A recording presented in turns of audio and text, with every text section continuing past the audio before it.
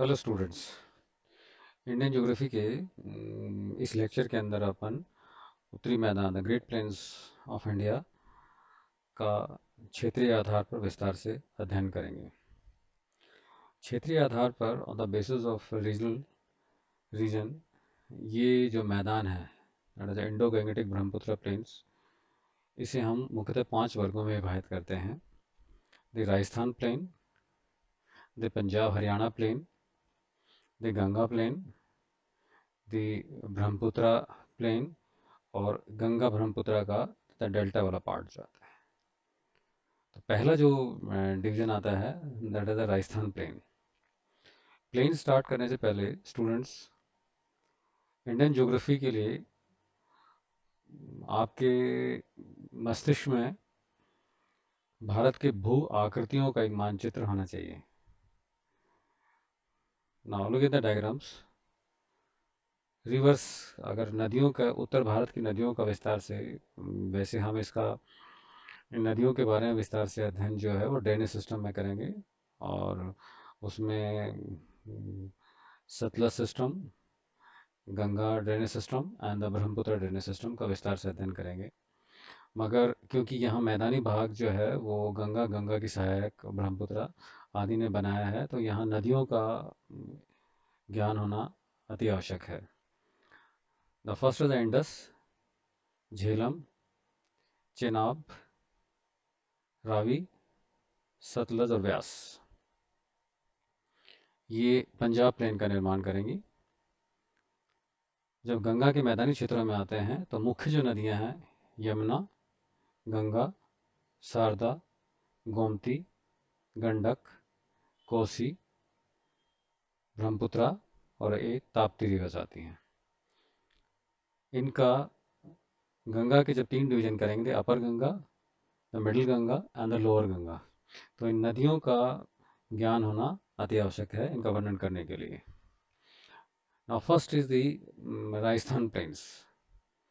Rajasthan plains, ये जैसा अपन सब जानते हैं, राजस्थान में, राजस्थान का अधिकांश हिस्सा मरुस्थल और कच्छ का जो रण का पार्ट है वो इसके अंतर्गत आता है। ये क्षेत्र जो है पूर्व कार्बोनिफेरस युग से प्लास्टोसीन युग तक सागर में था, और परिणामतः इस क्षेत्र के अंदर जो है सागरीय जीवों या जीवों का अवशेष जो है वो पाए जाते हैं। इस क्षेत्र में प्रमुख भौगोलिक लक्षणों में जो है वो स्तूप्स हैं।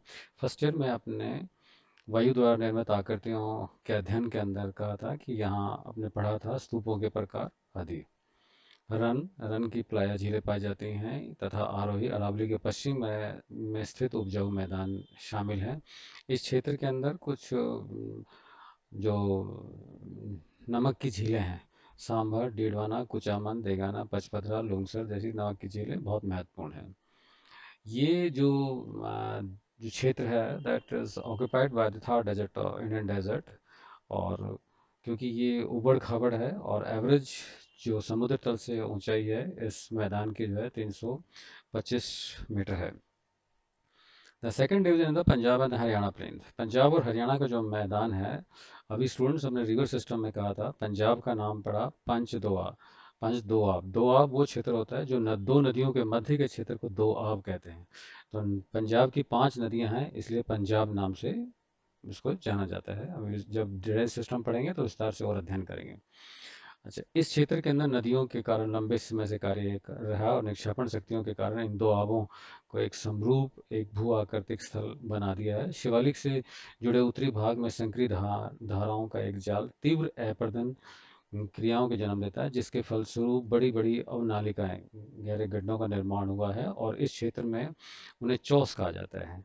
चौस जो है ये ऑब्जेक्टिव क्वेश्चन कभी कभी बन जाता है। चौस द्वारा निर्मित बालू प्रत्येक बाढ़ के बाद व्यवस्थित और अव्यवस्थित होती रहती है। धाराओं के किनारे बहुत से अस्थिर होते हैं, जिससे उनके लेयर्स, संस्तर लगातार विस्थापित होते रहते हैं।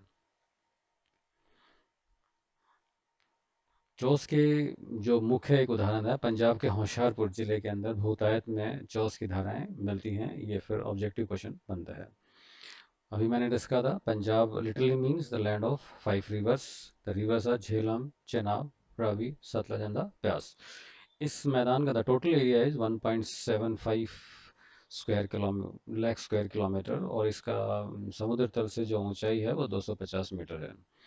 द ईस्टर्न बाउंड्री, इसकी पूर्वी सीमा है Punjab Haryana plain mark by the surface of the delta Aravalli ranges, जो दिल्ली के पास जो अरावली पर्वत श्रृंखला है, ये इसकी पूर्वी सीमा का निर्धारण करते हैं।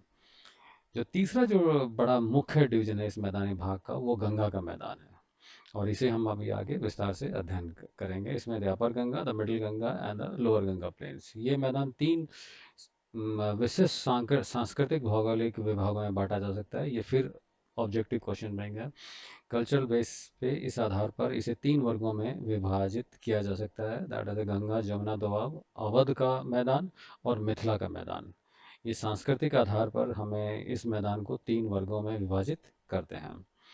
यमुना एवं चंबल के प्रवाह मार्गों से जुड़े बांगर उच्च भूभाग खड्डों में अवनालिकाओं के खड्डे हो चुके हैं। इस कारण इस क्षेत्र में खड्डों और अवनालिकाओं या उत्खात भूमि का एक जटिल चक्रव्यूह निर्मित हो गया है, जिसे बीहड़ कहते हैं। राजस्थान का जो है चंबल वाला क्षेत्र जो है अत्यधिक अपरदन के कारण बीहड़ का रूप धारण कर चुका है। भाबर व तराई मैदान का मूड में निक्षेप इस भाग के अन्य प्रमुख भू लक्षण है। नाउ जब इसके डिवीजन करते हैं, वो अभी मैंने कहा आपको डिस्कस किया, the upper Ganga plain, the middle Ganga plain and the lower Ganga plain. The first is the upper Ganga plain, जो ऊपरी गंगा का मैदान है। इस मैदान की जो ऊपरी सीमा है वो शिवालिक की पहाड़ियाँ, जब मैंने कहा था कि ये मैदान पहाड़ियों से निकलते ही इन मैदानों का निर्माण देखता है, और पहाड़ियों से जो नदियाँ निकलती हैं उनके निक्षेपण से इन मैदानों का निर्माण हुआ है। दक्षिणी सीमा जो है वो प्रायद्वीप पठार, जो अगले आने वाले लेक्चर में हम विस्तार से अध्ययन करेंगे, तथा पश्चिमी सीमा जो है यमुना नदी निर्धारित करती है। इसके पूर्व और पूर्व की ओर वार्षिक वर्षा 100 सेंटीमीटर से अधिक तथा पश्चिम की ओर 100 सेंटीमीटर से कम होती है।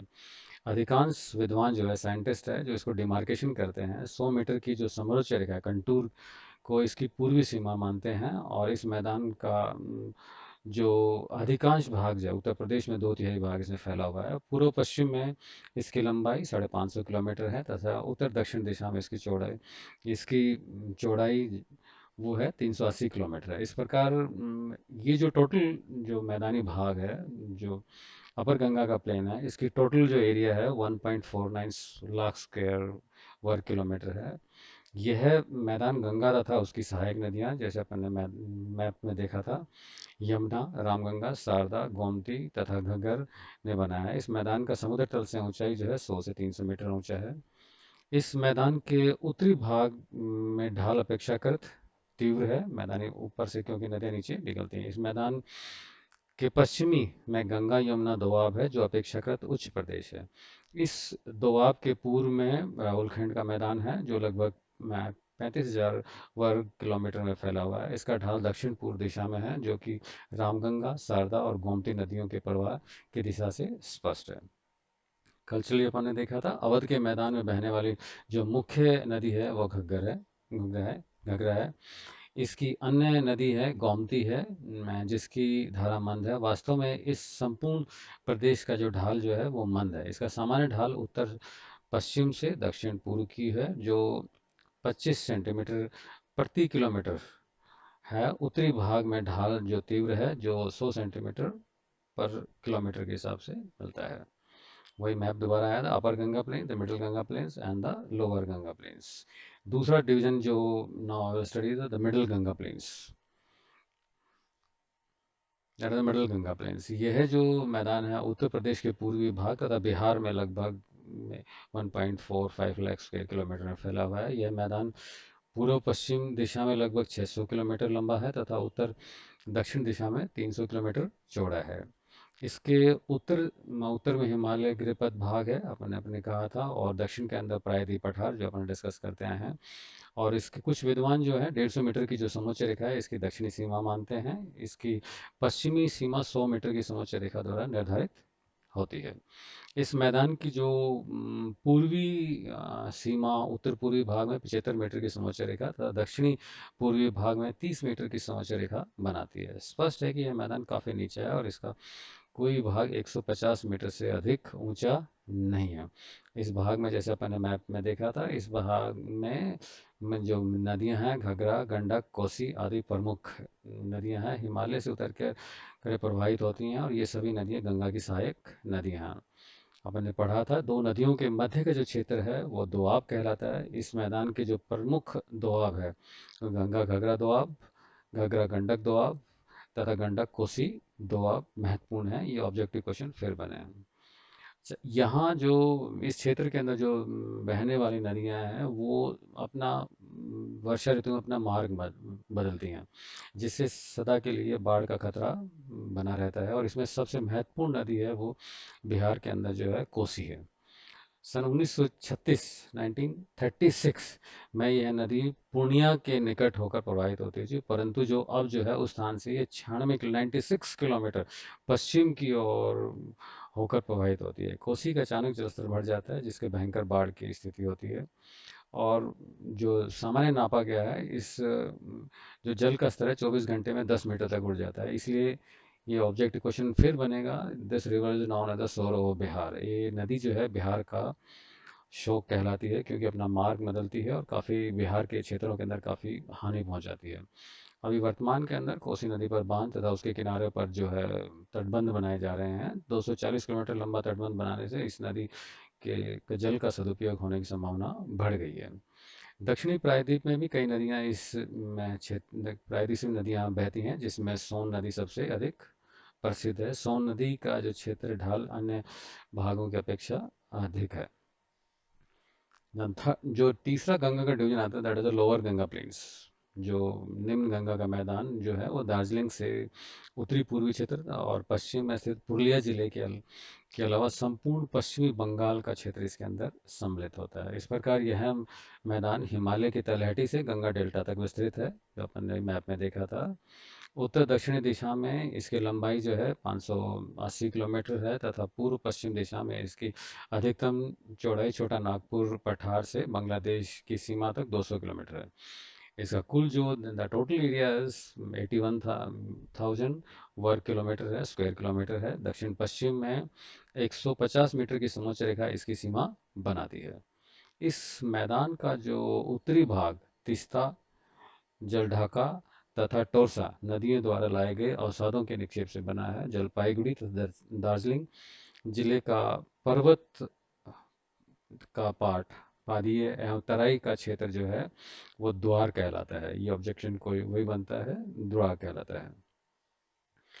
जो नीचे जो होता है, जो राजमहल की पहाड़ियों तथा बांग्लादेश की सीमा के बीच एक मैदान सकरा होकर 16 किलोमीटर तक रह जाता है। डेल्टा भाग में गंगा अपने आप कई छोटी छोटी शाखाओं में विभक्त हो जाती है, क्योंकि ढाल की प्रवणता बहुत कम हो जाती है, और तो नदी जो है छोटी शाखाओं में विभक्त होने लगती है। यहाँ पर भूमि का ढाल बहुत ही मंद है, जैसे मैंने डिस्कस किया, 2 सेंटीमीटर पर किलोमीटर रह जाता है।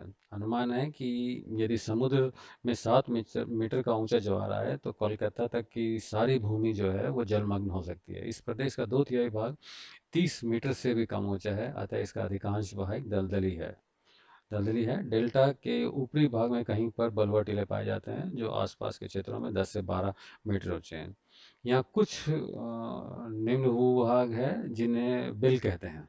ये ऑब्जेक्टिव क्वेश्चन बनेगा। बिल कहते हैं मोहाना प्रदेश पर समुद्र तट के साथ साथ दलदल दलदली भाग है, जिसमें घने जो है वन पाए जाते हैं।